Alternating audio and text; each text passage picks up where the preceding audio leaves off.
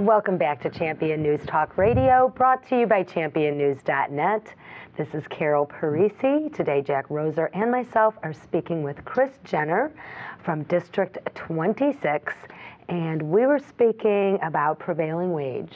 And what did your District 26 do about this, some solutions to some of this? Well, what first got me a little excited and upset about prevailing wage is the first year I was on the board, we were presented with a resolution to approve the prevailing wage. And I found out that there's a law in Illinois that says every public body must pass this resolution every year, saying that on any public works projects, any construction projects, it could be something as simple as painting or as complex as building a new building. The district must ascertain the prevailing wage in the area and pay that amount to whoever works on the public works project. But instead of ascertaining the prevailing wage, basically you have to use what the Illinois Department of Labor tells you is the prevailing wage. And I think a few districts or a few public bodies have tried to ascertain it, but if they ever do come up with something on their own, not from the Illinois Department of Labor, they're sued and they use the IDOL numbers anyway. What are the Illinois Department of Labor numbers? Well, if you compare the IDOL numbers, the numbers that you're forced to use, with the Bureau of Labor Statistics numbers, you'll see that the BLS numbers, which are the average numbers, and when you compare, a painter to a painter, an electrician to an electrician, the BLS number or the IDOL numbers are anywhere from 20% to 80% higher. Almost up to 80% higher? I can actually give you an example where one of the trades was 100% higher. It was twice what the Bureau of Labor Statistics has. It's cronyism. So, anyway, I said, well, what do you mean we have to pass this? Oh, it's the law. Well, if it's the law, why do we have to pass a resolution? Why? It's just the law.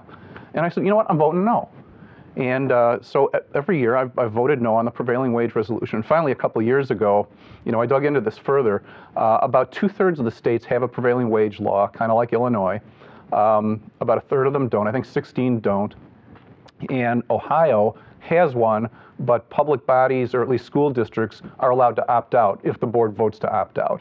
Okay. And I thought that was a good idea. So I drafted a resolution, basically giving all the reasons, and then calling on the legislators that cover our district. We have 2 state senators and 2 state reps. The resolution was to send them a letter asking them to introduce and pass legislation that would make the prevailing wage optional for a school district in Illinois. Wow. So, did that go through? Well, the resolution, the board is in full agreement to do that. So we sent the letter, and we've sent, I think we've done this 2 or 3 times now, sent letters to the state legislators. Obviously, we still have the prevailing wage, and nothing's changed. We did get a little response last time. Representative Tryon, who's one of the representatives for our district, did respond. He said, I have legislation in the works. It got stuck in a labor committee. I'm going to introduce it again in the next session. So it was positive, but then I went and read what his legislation was. It wasn't nearly what we were asking for. His legislation would have made the prevailing wage not apply to projects of $20,000 or less.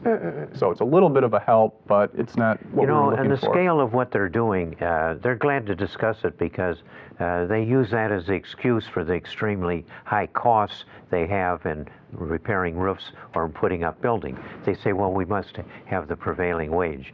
But that shouldn't be more than 10 to 30% of the cost of the whole thing. But, go back to how do they get themselves in a fix where they spend 3 times too much to fix a roof, or twice too much, or 3 times too much for a building? It's because they start with the architect. Wrong place to start. Anybody that does that just doesn't know how it works.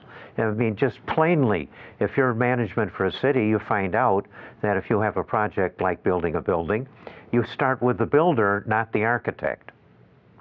You start with the builder with the requirements that you have for a building, and you talk about that, and he gets an architect to design the thing, and that way. That will cost you, guaranteed, by just the way things work, you're going to pay about 1/3 less than if you start with the architect. Just the way the thing works. Because why? This architect for the school district that I see all over the place, he comes up with this thick book, 100 pages of how you're going to fix a roof. And then he tells you what it's going to cost. So, and then after the architect has told them what it's supposed to cost, they put it out to bid. Well, surprise of all surprises, the bids are all clustered around what the architect said it would cost. And I'll tell you, I bet the ranch it's 3 times what I would pay for a roof. You know, I mentioned one of our policies about no pay for play, and I can tell you where it came from. In 2006, District 300, where your business is, ran 2 referendums, a building referendum and then a tax limiting rate referendum to staff the buildings. And there's an architect that District 300 uses. He personally contributed, his company contributed $15,000 to the referendum campaign, and he claims to have personally raised around $100,000 to the campaign. 150. I have the letter from the Freedom of Information Act that guy claimed that he had the right to design the buildings. Both referendums passed. A month later, he got a contract to build 4 schools. Yeah. And so, you know, I wrote a policy, and again, I don't know how enforceable it is, but it basically says if anybody does that in District 26, their contributions, that we can't do business with them. So when we were talking about what did this is one of the more prominent architects in Elgin. We were talking a little bit about what can you know, taxpayers, parents, and board members do. Ask your board to, you know, introduce policies like this. You know, get your board to introduce policies, get them to do the right thing.